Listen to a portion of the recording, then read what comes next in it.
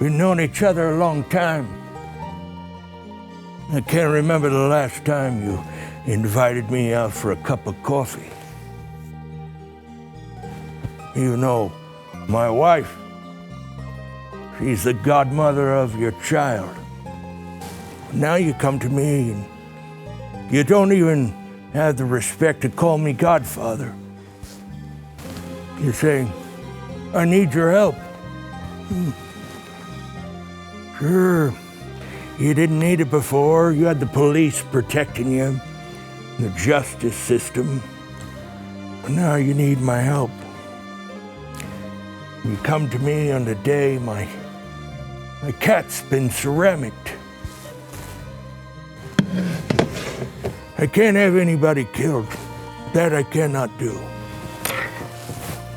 But I can tell you about this case. For years now, the Biden crime family, we've seen email after email. Now, calm down, kitty. Receipt after receipt, but still the Justice Department wants to look the other way. What do? They go after Donald Trump on RICO charges. I'm missing the real Don here. You might know him as Joe Biden. The family calls him the big guy.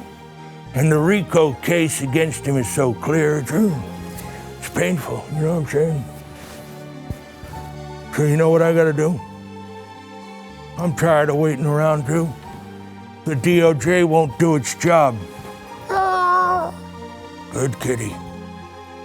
We'll just lay out a case they can't refuse. Tonight,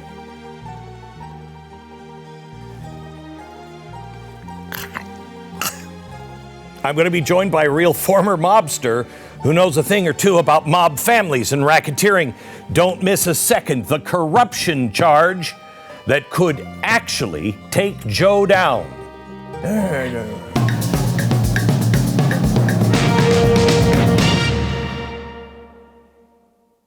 This cat gave its life for tonight's show. Highlight of its life. Good news is, it's glass eyes. He can see through them. Hello, America. Welcome. I want to start tonight with an all-American story. Yes, it's amazing. It's the ultimate zero-to-hero tale that ends up with a patriarch sitting proudly behind the resolute desk in the Oval Office.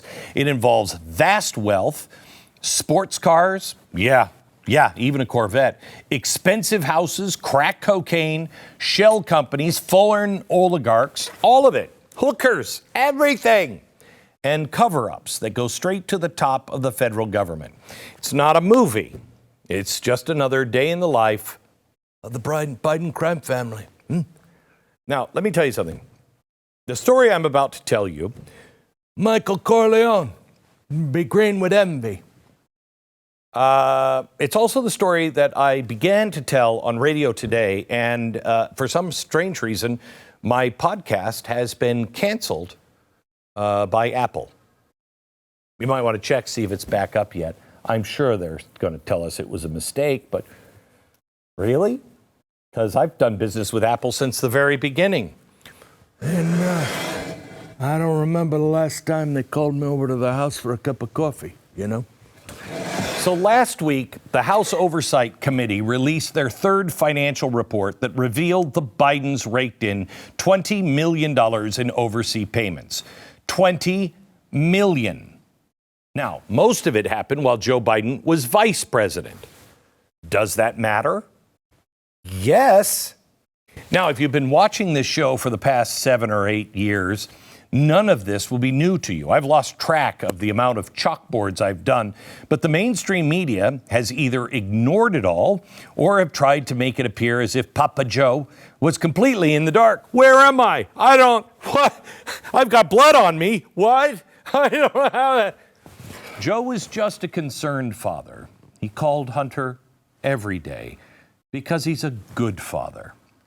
Look, there he is. He is even bringing Hunter along on Air Force Two because he's such a concerned, good father. Now, he didn't know, what his son, his brother, daughter-in-law, et cetera, were up to. No, I wouldn't do that. I call them every day, but I have no idea. Foreign hookers? What? No idea at all. It's a little insulting, sure, but so is this cat. Would the media let this slide if we changed the name Hunter to Don Jr.? No. And the bias from both the media and the federal government is becoming so blatant, I've never witnessed anything like it. Not even him. No, he hasn't seen it. Here's an example. The Russian collusion hoax kicked off by a single conversation between George Papadopoulos and an Australian.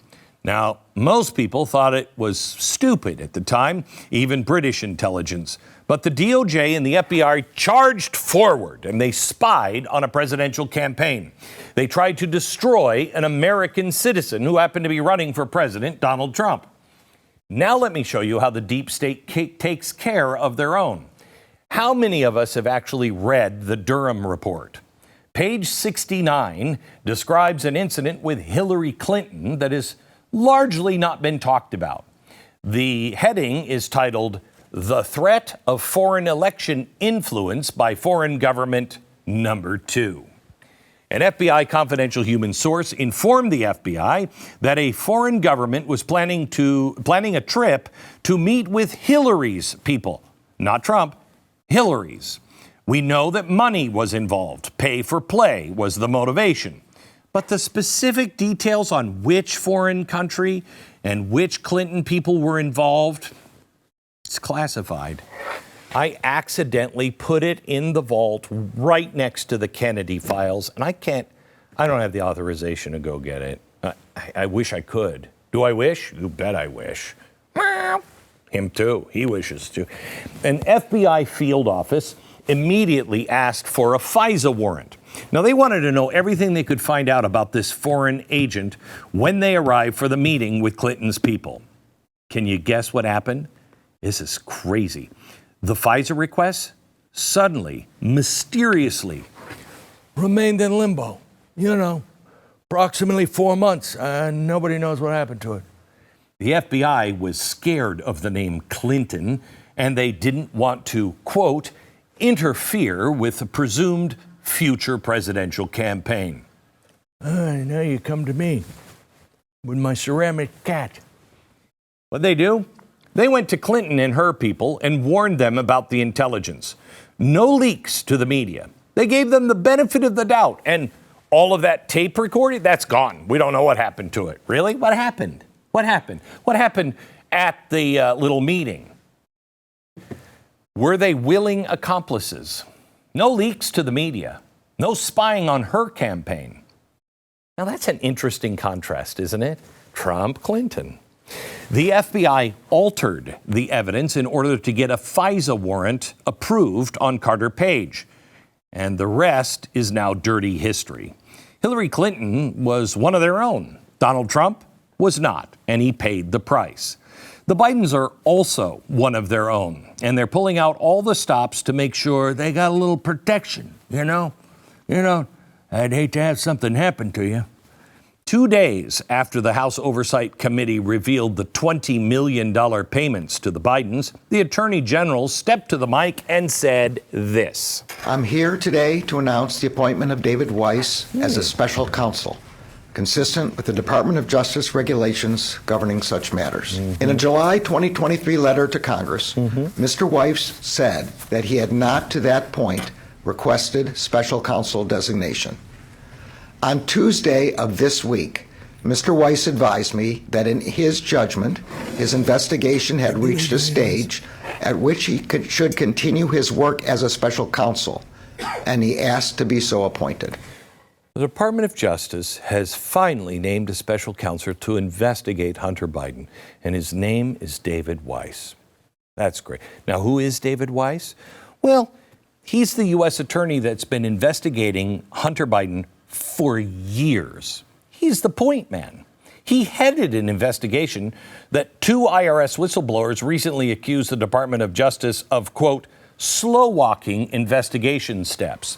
So after months of investigative delay, the whistleblowers claimed that Weiss told them that he had asked to be named as a special counsel but was denied.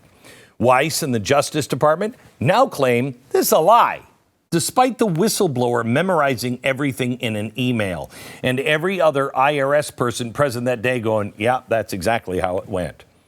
The Justice Department, the Attorney General, and David Weiss claim that he had full authority and a special counsel wasn't needed. Well, if that was true, then why do they need one now? If Weiss had full authority for years and all he could muster was a plea agreement that the DOJ tried to sneak past a judge with blanket immunity, what's the new revelation that Weiss could possibly kick up now? I mean, what is Weiss going to bring to the table? Maybe the answer lies in this CBS reporter's statement last week. A former federal prosecutor I spoke to just before this event said to me the appointment of a special counsel would have the effect of delaying a resolution on the Hunter Biden matter, in his opinion. And it would certainly delay any anticipated testimony from the U.S. attorney in Delaware to Republicans on Capitol Hill who have been seeking that testimony for several months. Yeah, so it would delay the investigation, delaying testimony. Kind of seems like the opposite of what the special counsel is supposed to do, doesn't it? What are they trying to hide here? Could it be America's first family is a crime family? The tap dancing on this from the Bidens and Democrats and even the media has been interesting. First it was, Joe didn't know anything about his son's business dealings. Didn't know about it. Really? We now know that was a lie. Then the narrative changed to, well, okay, but he never discussed business with his son. We now know that was a lie. Then it was, okay.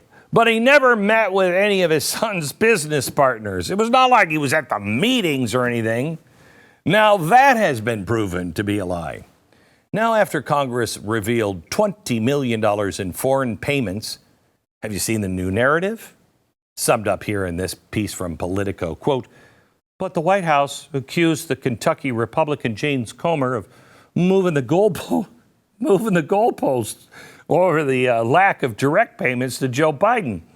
Does anyone know how a crime family works? That guy never gets any money. I'm a poor man myself.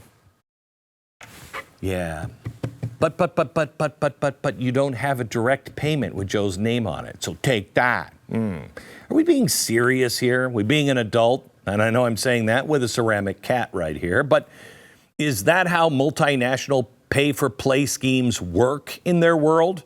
A mob family is paid for their criminal activity. Hey, make it pay to the order of Don Corleone and put in a little note there for murder of Sally Muckenfutch. Okay, so I remember. Another Trump indictment in Georgia just dropped a couple of days ago, and the prosecutor, as expected, brought a racketeering RICO case. Now, what is a RICO case? Well, this is a case government goes after the mob, and they use that, and they can just, it's a streamlining way of capturing people you know are getting money, but they don't have the money. You know what I'm saying? I don't know what you're saying.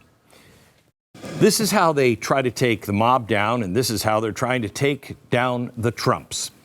How is this not happening to the Bidens?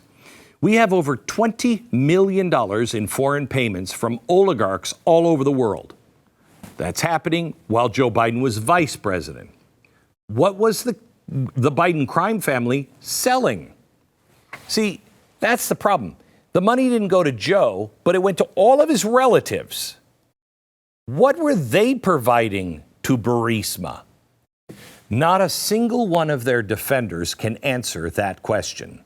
We know that Hunter Biden was paying his father's bills, phone bills, home repair bills. It's all over. We know that Hunter has said, quote, but don't worry, unlike Pop, I won't make you give me half your salary. Why would Pop make his adult children give half their salary? Would a RICO investigator just blow past all of this and say, yeah, but you don't have any direct evidence? That's when you'd be kicked off as the prosecutor and you'd probably go to jail because you were probably in on it. How dare you say that? Yeah, I know it's a big stretch, isn't it? This is why RICO exists. And it is time the Democrats look at the Bidens as a crime family. What is wrong with the Republicans? Why will they not do this work? If the Department of Justice is too gutless or lazy, I'll lay out the RICO case for them. And then somebody in power, why don't you give it a whirl? Next.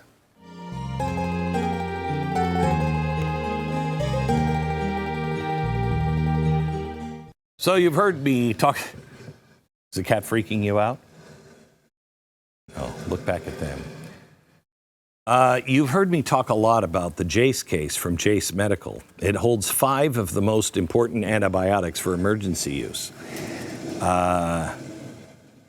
Stare at his eyes. I'm telling you to buy the Jace case. They also have a new product. It's called Jace Daily, prescription supply service that allows you to get up to 12-month backup of your supply prescription medication. It covers a whole bunch of things like hallucinations, if you happen to see a cat, diabetes, cholesterol, heart health, blood pressure, mental health. Feel like a cat is staring at you? Get your order reviewed by a certified health professional, delivered right to your door. Make sure you go to jacemedical.com. This is really important for you to have this, jacemedical.com. Promo code is Beck. You know, I still can't get over the hubris that Joe Biden and the Democrats had when it comes to the subject of Ukraine. I lost count of how many chalkboards I'd done, exposing everything they were up to in that country. People who can't even find a map. Everything they were doing, going back, it's weird to talk with cotton in your mouth, all the way back to 2014, mostly happening in silence. They were operating in the shadows. But the moment Donald Trump asked Ukraine to look into it, my kitty cat sit back. Yeah, Donald Trump, all hell is about to break loose. Suddenly, they all wanted the Ukraine story to be the biggest story in the world. And then they impeached the president over it. But I'm just saying, I don't think they realized. In their rush to stop President Trump, they began unraveling of what they themselves had been up to. You know, as we like to say in the family, whoever smelt it, dealt it. You know what I'm saying? Even the elementary kids understand things like this. Now, later in the show, I'm going to sit down with a former mob boss. He was the capo of the Colombo crime family. He had to defend himself in court, at least 2 separate RICO cases. I want to ask him, do you think any of this could kick off the RICO statute? He said the players involved could be just talking about the crime, just talking about it. The person at the top or the boss, in this case referred to as the brand. He's a brand, you know. Anybody operating underneath the brand would be guilty, and the brand itself would be guilty. Do we have a case here? I brought my son Fredo in. Come here, Fredo. Come here, Fredo, yeah. Yeah, boss. What are you? Idiots. I want you to stand there and point to stuff on the chalkboard for me. You got it? Got it, boss. All right. He's a good kid. It kills me that I have to kill him in the 3rd episode.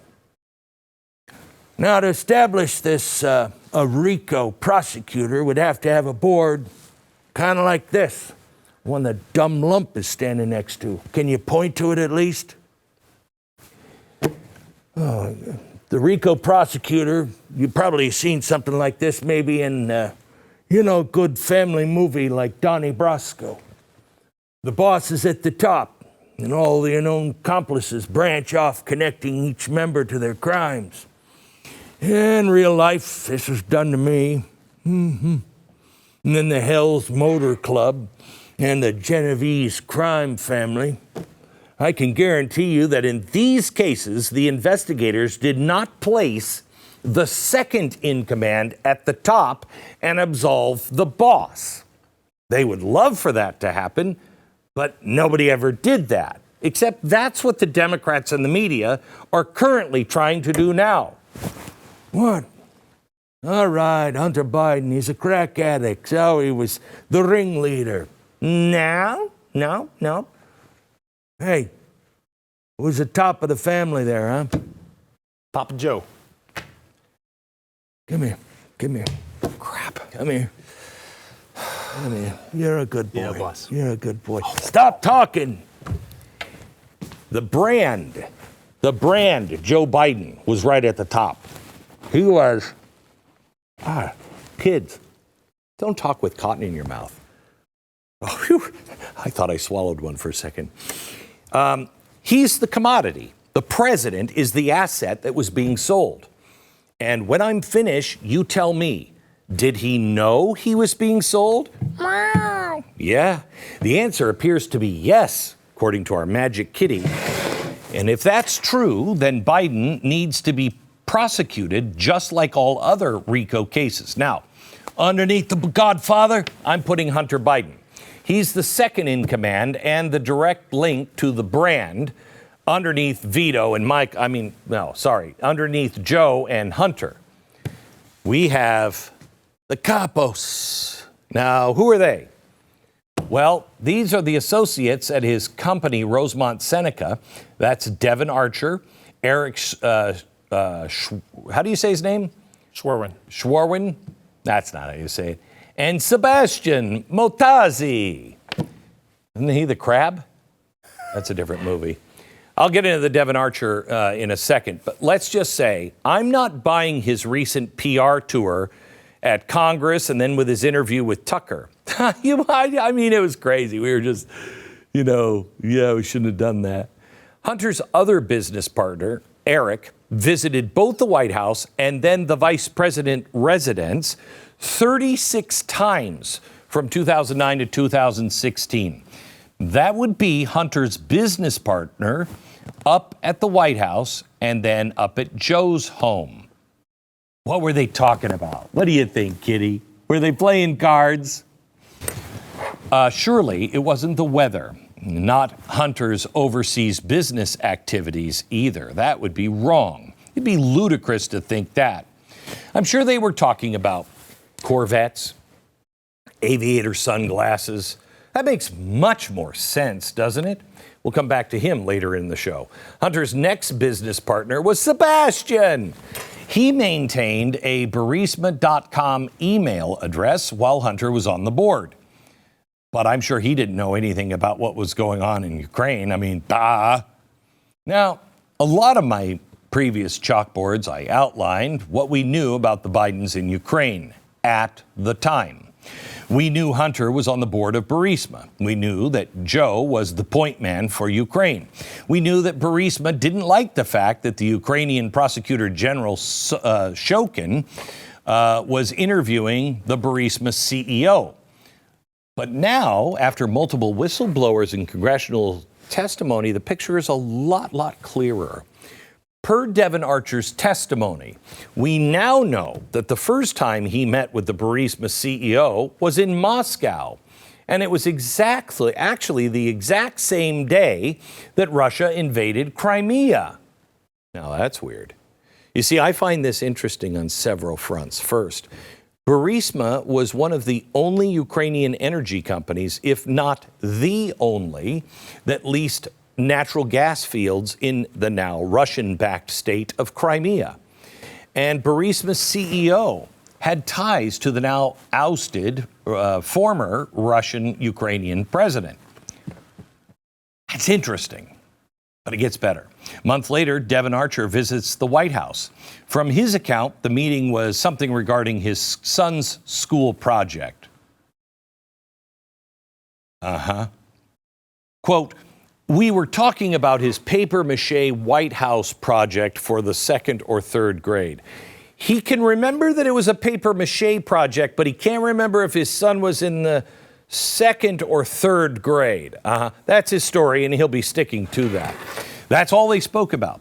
From his White House testimony, this meeting took place around April 15th, 2014. I also find this interesting because 3 days earlier, Hunter Biden sent Devon Archer a lengthy email describing the situation in Ukraine and how their company can, quote, "be of real value here." Hunter then mentions that his dad is about to travel to Ukraine. Oh, and then he tells Archer to buy a burner phone. How many times have people told you that? Hey, Girl Scouts, I know we're doing everything on the up and up here, but you should buy a burner phone. So, all while they were speaking at the White House about a 3rd grade papier-mâché project, could have been 2nd grade, there was no talk about natural gas leases in Crimea or Burisma. No, I need an expert on papier-mâché. I go to Joe Biden. 3 days later, Hunter joined his business partner, Devon Archer, on the Burisma board. 3 days after that, Joe Biden landed in Ukraine, where he spoke about, what? Come on, papier-mâché, right? No. Wasn't security? Corruption? No. It was fracking and greater energy production. And it all began with a fortuitous meeting in Moscow on the exact same day that Russia invaded Crimea. Now, the Biden crime family is either the luckiest family on the planet, and gosh, Mom's going to be awfully upset, Wally, when she comes home and finds out you've been canoodling with an oligarch. It's always there, right there, magically, right there in the right place at the right time with the 2nd most powerful man in the country, and it happens to be his dad. Well, the racket continues when we come back.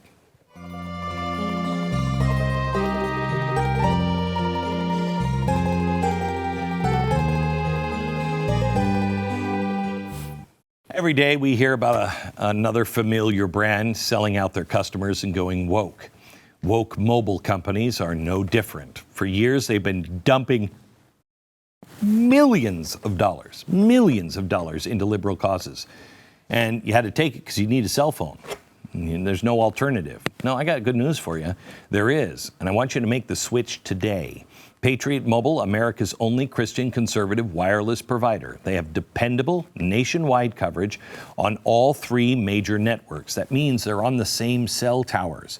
So you'll get the same coverage you've been accustomed to in your area, minus the leftist propaganda. Oh, and some extra dollars are coming your way as well. When you switch to Patriot Mobile, you're sending a message that you support free speech, religious freedom, the sanctity of life, Second Amendment, our military, veterans, first responder heroes. 100% U.S.-based customer service team is waiting for you right now. You can go to patriotmobile.com/Beck or call 878-PATRIOT, 878-PATRIOT. patriotmobile.com/Beck. Get free activation, offer code BECK. Now, we've all seen the video of Joe Biden bragging about getting the Ukrainian prosecutor general fired. We also know that both Hunter and his business partner, Devon Archer, were on the board of Burisma, a company that was being investigated by the guy Joe Biden just fired. Now, I've actually seen media reports claiming that no, it's actually okay. The prosecutor, Joe got fired, wasn't even investigating Burisma, so it's all good. Meanwhile, there's this from Ukrainian news. Shokin, the prosecutor Joe bragged about firing, began seizing assets from Jolkeski. That's the Burisma CEO. It's almost like the mainstream media doesn't even try, right? Now, these are the things that we know, and I've done extensive chalkboards over the past few years about this, but here are the updates. Senator Grassley released an FBI FD 1023 report. That's what I always ask for when I get up. Do you have the FD 1023 report? It's a confidential human source that met with Burisma executives who stated that Hunter Biden was on the Burisma board to, and I quote, protect us through his dad from all kinds of problems. This statement was backed this time by a second meeting with Burisma CEO Chalkboard. Then, when he was asked if he was worried about Ukraine's prosecutor general Shokin, he stated, quote, don't worry, Hunter will take care of business and all those issues through his dad. Through his dad. So, even if none of this happened, for Hunter Biden to make people believe that that was happening is a crime. It's a crime. We also know that the State Department warned Biden while he was vice president about it looks pretty shady what your son is doing and was told to stand down. Now, he goes to describe up to $10 million payments to two separate Biden family members to ensure that he and his company were protected. He also stated the bank records and the phone recording back up these claims. So why didn't the FBI and DOJ move on this? I mean, they had it. A random conversation between George Papadopoulos and an Australian kick-started the entire Russia collusion hoax. And it didn't even originate from a trusted FBI source. Someone at both the FBI and DOJ sat on this.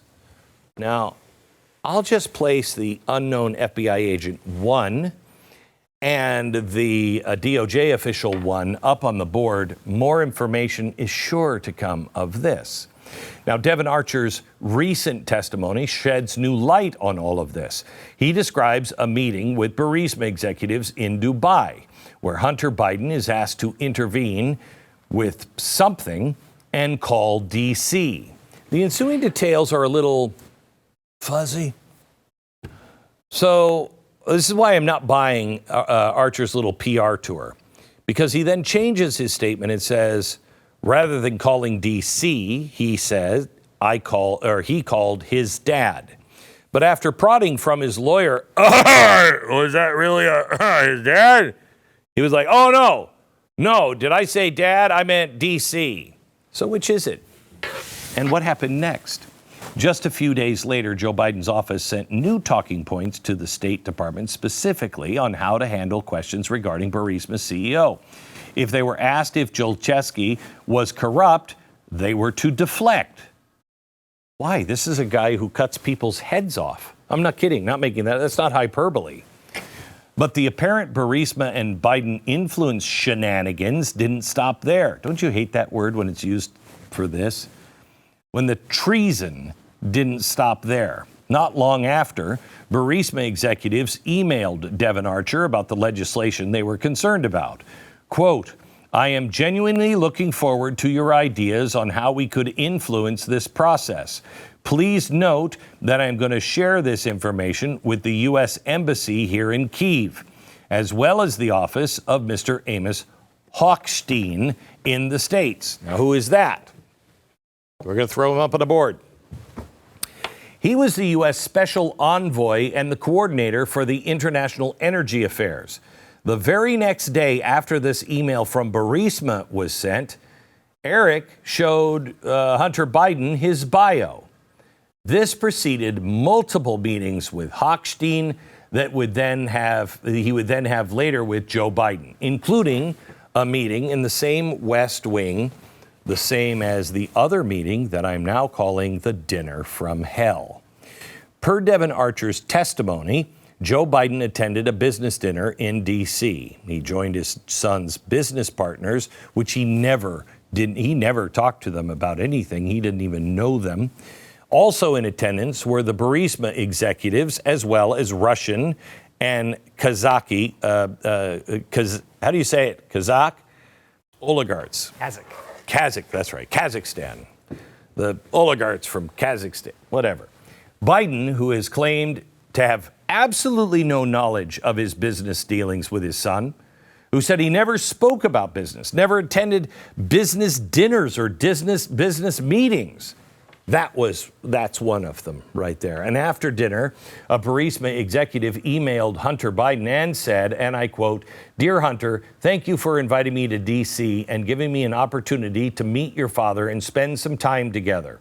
A couple weeks before this meeting, the Russian oligarch that was at the dinner, Yelena Batrina, deposited $3.5 million into a bank account tied to Hunter's businesses. Also around this time, the oligarch from Kazakhstan wired over $140,000 to a Hunter-connected entity to buy a Porsche. Wow. Now, I'm sure all these payments and dinners with the Vice President of the United States, that was just a coincidence, right? I mean, after all, Biden's received $8.1 million from China, $6.5 million from Ukraine, $3.5 million from Russia, $142,000 from Krapkanistan, and $3.1 million from Romania. I mean, Krapkanistan, step it up, you know what I'm saying? The Romanian and Chinese deals reveal a lot of the money that was being filtered and how it was filtered. So how does a mob family do it? Well, they have shell companies. Alleged shell companies would send payments to a pass-through lawyer named Robinson Walker. Walker would then distribute the money to Hunter. Then James Biden, Hallie Biden, and even an unnamed person simply named as Biden. Now, why was Hallie receiving money for services she didn't have anything to do with? Or did she? I mean, that's an interesting question. If she had so much to do with it, enough to be able to get a lot of money to a company that's definitely not a shell company, what did that service look like that she rendered through that company? What were they possibly doing? We have more on the Biden crime family than the government ever had on Al Capone. The question is now, will the GOP actually do anything? They're using RICO to go after Donald Trump. What else do Republicans need? We don't have a strong enough case? Yes, we do. In fact, I'll show you we clearly do. Come here, Fredo. Come here. Just come here. I'll kill you later in a boat. My next guest is a former mob capo. He's been through all of this. We'll find out, am I reading this right? Is this the way that RICO actually works? Do we have this right? And if so, nobody's asking these questions. What are the questions that need to be asked? Our mob capo next.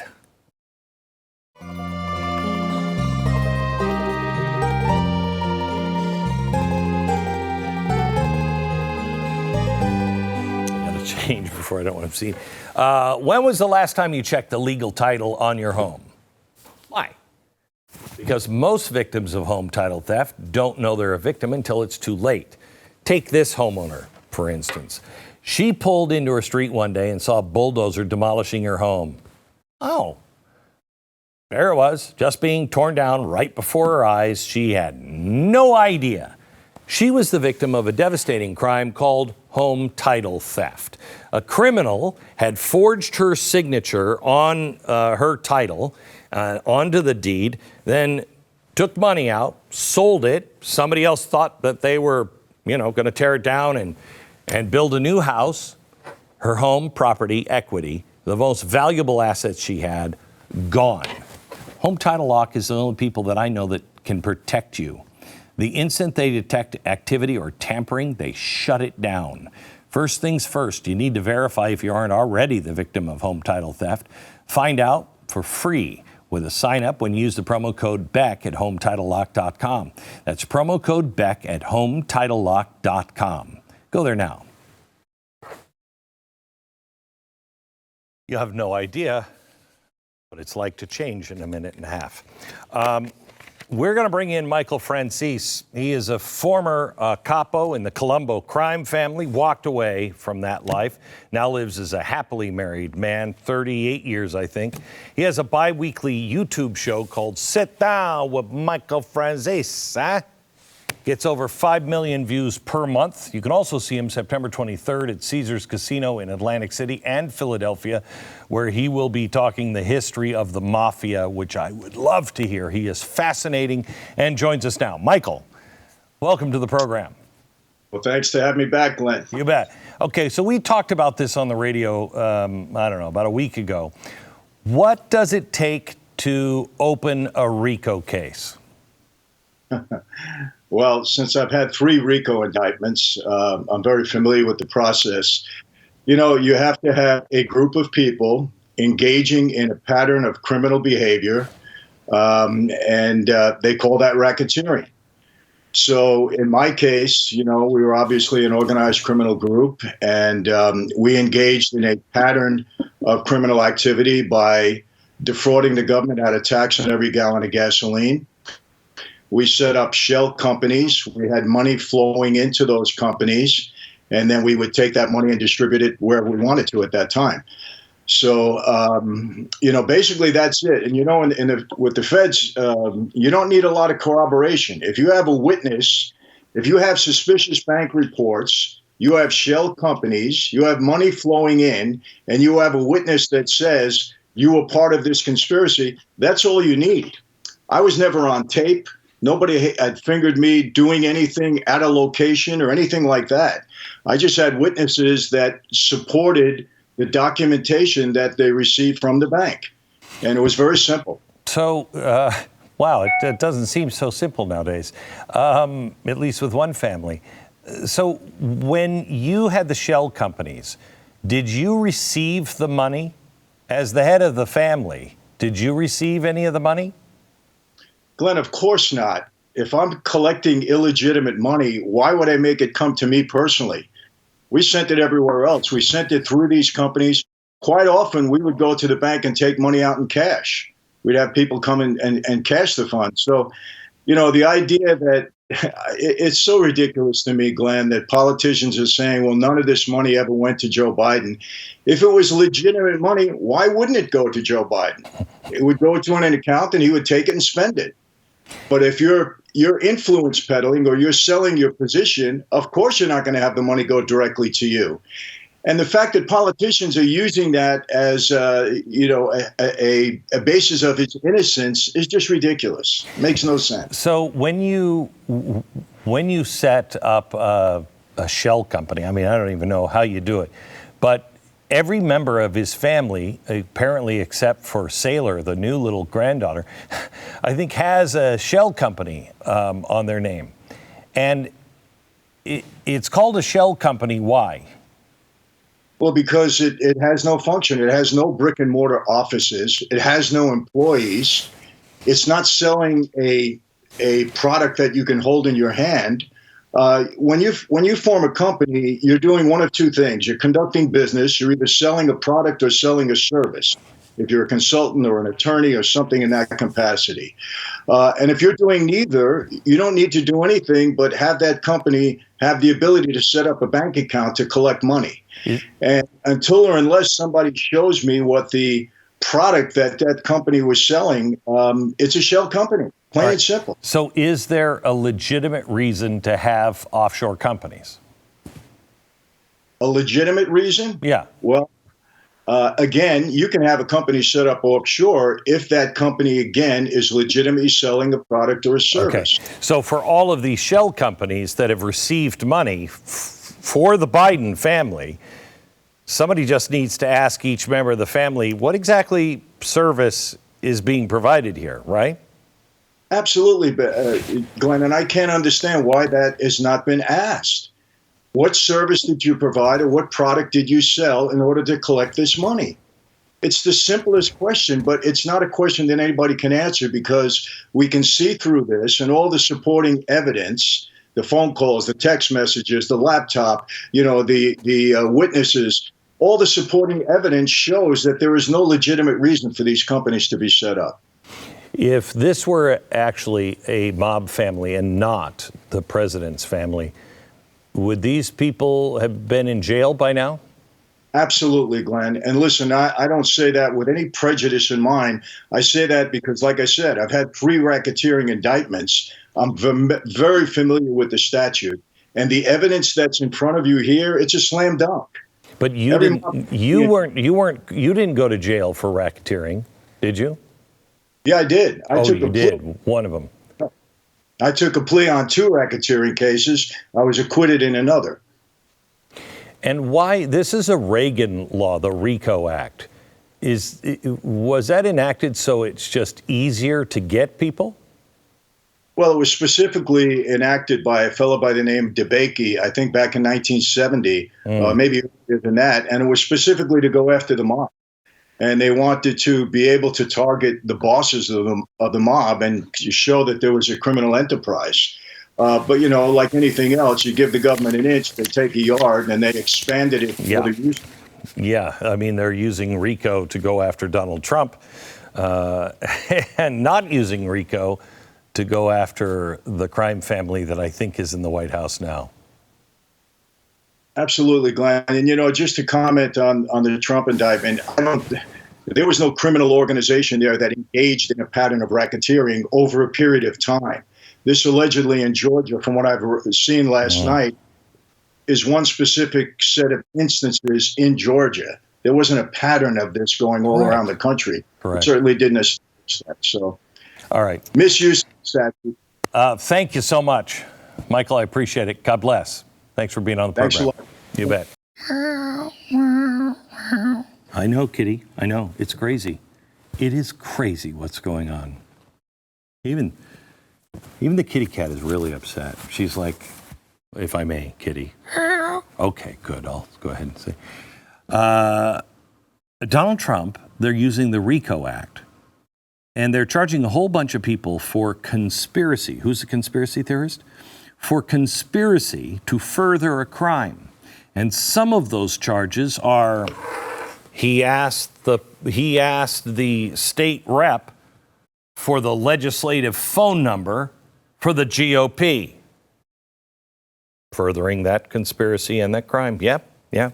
It's that kind of hard-hitting stuff that makes you just want to stare into the face of the kitty cat and say, what happened to my country? I could have been a ventriloquist. I could have been somebody. Yeah, that's what the kitty said. Could have been somebody. Or whatever the kitty said. I'm really quite lost, but it's late. So I'll see you on tomorrow's radio program. That's if Apple reinstalls us as a podcast. We'll see you tomorrow on the radio.